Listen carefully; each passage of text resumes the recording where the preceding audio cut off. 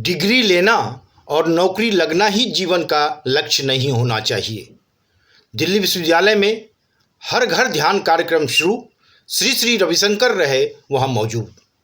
Art of living के संस्थापक पद्म विभूषण श्री श्री रविशंकर आए तो थे दिल्ली विश्वविद्यालय में हर घर ध्यान कार्यक्रम में, लेकिन यहाँ उन्होंने लोगों खासकर युवाओं को आगाह किया कि डिग्री नौकरी के पीछे भागना बंद करो।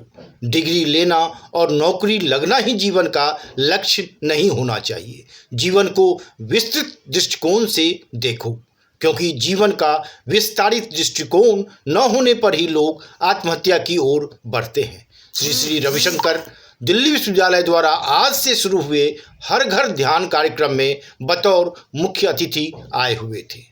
इस मौके पर श्री श्री रविशंकर ने आत्महत्या की बढ़ती प्रवृत्ति पर चिंता जताई और कहा कि ऐसा हो क्यों रहा है, इस पर ध्यान देने की जरूरत है। उन्होंने कहा कि जब हम सिर्फ अपने बारे में सोचने लगते हैं और सबसे कट जाते हैं तो डिप्रेशन का दरवाज़ा खुलता है। इसलिए मेल जोल, सामाजिक होना बहुत ज़रूरी है।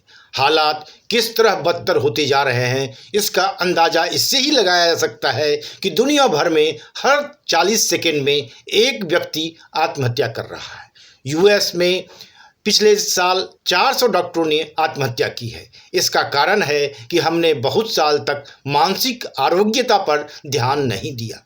उन्होंने कहा कि भारत में इस कदर हालात अभी खराब नहीं हैं, लेकिन यहाँ भी यह प्रवृत्ति बढ़नी शुरू हो गई है। लेकिन भरोसा है कि इस पर काबू पा लिया जाएगा, क्योंकि युवा भारत का ही नहीं अपितु दुनिया का भविष्य है।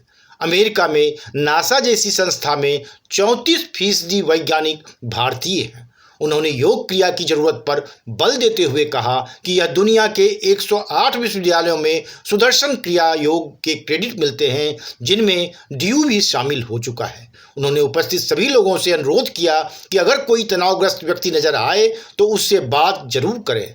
ऐसे माहौल का निर्माण करें कि दुखी व्यक्ति का दुख दूर हो। इस अवसर पर उन्होंने दिल्ली विश्वविद्यालय द्वारा हर घर ध्यान कार्यक्रम की शुरुआत के लिए कुलपति सहित सभी को बधाई भी दी। उन्होंने कहा कि आर्ट ऑफ लिविंग संस्था के सभी सदस्य इससे जुड़कर काम करेंगे। कार्यक्रम के अंत में उन्होंने उपस्थित लोगों को 10 मिनट ध्यान का अभ्यास भी कराया। हरियाणा के मुख्यमंत्री और डीयू के पूर्व छात्र मनोहर लाल खट्टर ने अपने संबोधन के दौरान इस आयोजन के लिए दिल्ली विश्वविद्यालय को बधाई दी। उन्होंने कहा कि उस समय कुछ तनाव नहीं होता जब हम यह सोचते हैं कि कुछ करना है, बल्कि तनाव तो तब होता है जब हम सोचने लगते हैं कि क्या बनना है।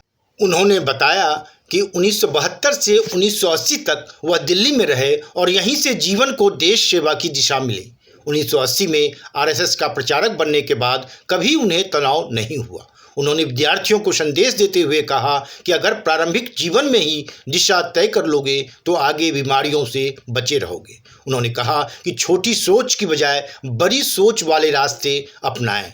इस मौके पर दिल्ली विश्वविद्यालय के कुलपति प्रोफेसर योगेश सिंह ने मानसिक तनाव को लेकर विश्व और भारत के आंकड़े साझा करते हुए बताया कि आज के समय में तनाव बहुत बड़ी समस्या है। उन्होंने कहा कि ध्यान और मानसिक स्वास्थ्य का विषय मानवता के लिए बहुत महत्वपूर्ण है।